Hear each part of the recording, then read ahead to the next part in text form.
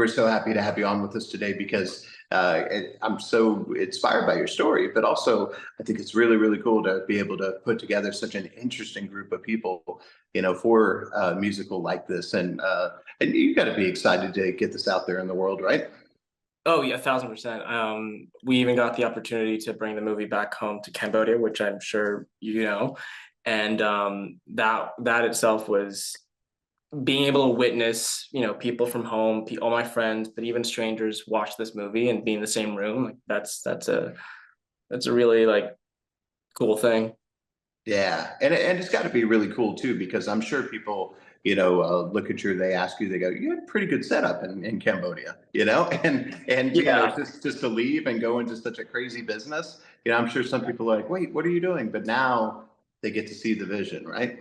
1,000%. I mean, it's been 10 years since I left, and every time I go back, it's always like, "So, what are you doing in LA? What are you doing in LA?" And I think everyone understands the mindset of hustling and just waiting it out in this city, but back home, it's like, "Oh, like, how is your year different from last year?"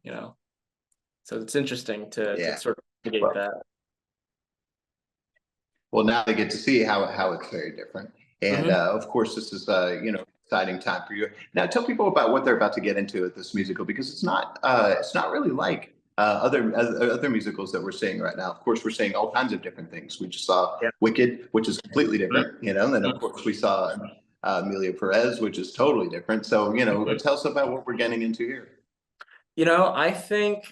I think you really have an ensemble. I know that in some ways we can advertise myself as a lead, but I truly feel that I'm just part of a really great cast and ensemble, and you can really see every character's journey through social media and their experiences just also living in like this modern day 2024, what it's like to be online, what it's like to sort of judge yourself, but also develop an identity or a brand, as we call it in that movie. And but I think but apart from like the really prevalent topics, I think as a movie, it's really fun. Like the songs are a blast. I remember watching it last week and I was like, the music doesn't end. It's almost like Les Mis, where it's one song after another, but it really keeps you engaged. And I think we also touch upon like multiple types of genres. So, I think it's really engaging and really fun. Yeah, of course. And it's probably really hard to pick a favorite number, but was there one that just kind of stood out to you? Like, I just love this one. I think it's halfway through the film. It's called Be Real. I think it's truly the first group ensemble. Um, the filming of that number, for me, it was a little nerve-wracking because I sort of start off talking to the whole group, but as we continued filming, we almost filmed it chronologically, um, and it felt very similar to the character, and I got to just be a part of everyone. We really connected, and it was very celebratory, um, truly. So that would be my favorite number. Oh, and also the last song, "Just Like Me." That actually takes number one. Um, Oh, that's so cool. Well, when did you get bit by the entertainment bug? Because you're half the world away, from this business here, but there's something inside you. Like, was it a song or an album or a video or play? What was it that got you going and thinking, well, this is what I have to do? I mean, I personally grew up doing a lot of music. I played in a band in high school and middle school, but I did theater in 11th grade. And I think we were learning Stanislavski. And I think it was sort of my first attempt or first experience using art and using my personal experiences in art. And it felt very cathartic, but it also felt very, very, very vulnerable. And I never really had that opportunity with art. So that I would say was the moment I caught the bug. And then I immediately came out here for the summer to LA, did a program, and then I was like, cool, I wanna try acting. Yeah. Which I'm sure was probably a surprise to your family, and Yeah, it was. but now, of course, do they see the vision, or is this kind of like, You know, The it was a surprise to them because I didn't grow up really acting all that much. My sister was the performer in our family, but they were very supportive. My dad was like, if you're gonna do this, you gotta give it 100%. My mom, her father was a musician, a composer, a film director, so she didn't really have um like I think she understood how much the arts meant to her father. Therefore, if I wanted to take this step, she was also very supportive of it. Yeah. I love that. And so now, of course, I think people will hear about this journey and they'll find it inspiring and go, see, this is what I want to do. Yeah, and Mhm. maybe they do have what some people would consider a good setup at home. But like when you have the calling, you have the calling. So what kind of advice would you give to somebody that wants to follow in your footsteps?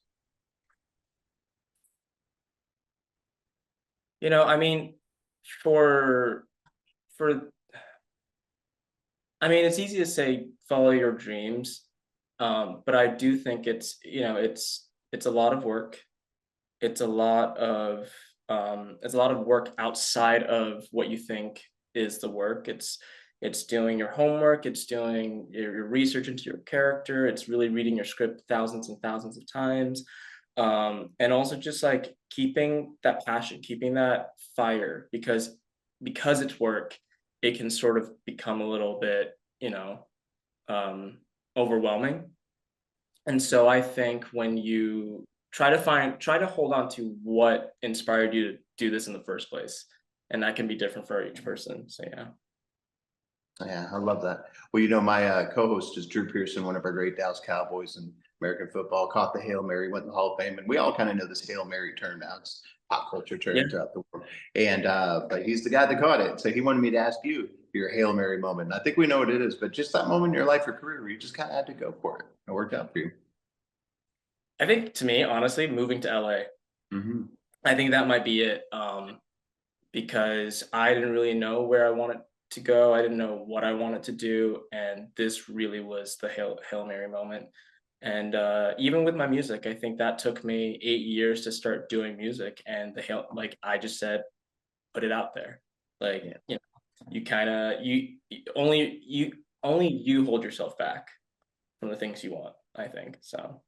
No, that's totally true. Well, and part of that, we talk about that on the show, is that success mindset that you have to have, whether or not you're feeling it or not. So is there something you tell yourself that keeps you on that right path, even when things are tough? Um, yeah, I think I just remind myself to take it moment by moment, even which is also an acting sort of approach is go moment to moment and don't stress about what's happening in a week or what's happening in a month. Take it day by day, and in small steps you can achieve great things. I love that. And when are we going to hear some more new music from you? Um, January, Good. yeah, January for sure. Good. I love that. And of course, I think people might get something different out of this movie, whether, depending on what they've been through or, who their friends are or how they feel about the social world, because there is a lot being said here. What do you want people to get out of this? I think the message of the film is to be authentic and and to to be real. But I think for me, it's the fact that you don't have to have an answer about who you are in every moment. I think that's a never-ending discovery and constantly evolving. But as long as you're truthful to your objective, your passion and your needs, I think that's what's important. But I don't think you should stress about having it all then and there, in one moment, because it won't stay.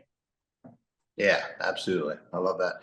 And of course, there is a whole nother aspect now to going into entertainment, and that is the social media aspect. Which you go over here, and it's not good enough to just be a good singer or No. actor or musician. Now there's this whole thing. So what's the best way to manage and navigate this whole world? Because you're surrounded by your fellow actors that are immersed in this on all different levels. Yeah, I think, you know, I try not to compare myself to what everyone else is doing. I also remind myself that we all do different things. We all specialize in different fields. Like, and even in music, I have friends that, you know, they specialize in different genres. So it's I I think that makes it easy for me to not compare myself to their success or you know how hard they work either. But I think for me, I think for social media, you know, do it's hard because I think a lot about social media every day. And so I would honestly I hate to say it again, but take it moment by moment, you know, take each post by post and don't get so bent up over like the numbers. Just do your best. Post what is authentic to you and don't try to imitate others just for the sake of imitation because then you're not doing what you're supposed to do. You're doing what they're supposed to do. So I love that. Well, lastly, I've always wanted to go to Cambodia. Where do I need to go? What do I need to do? honestly, dude, you got to go to Siem Reap. I fell in love with going.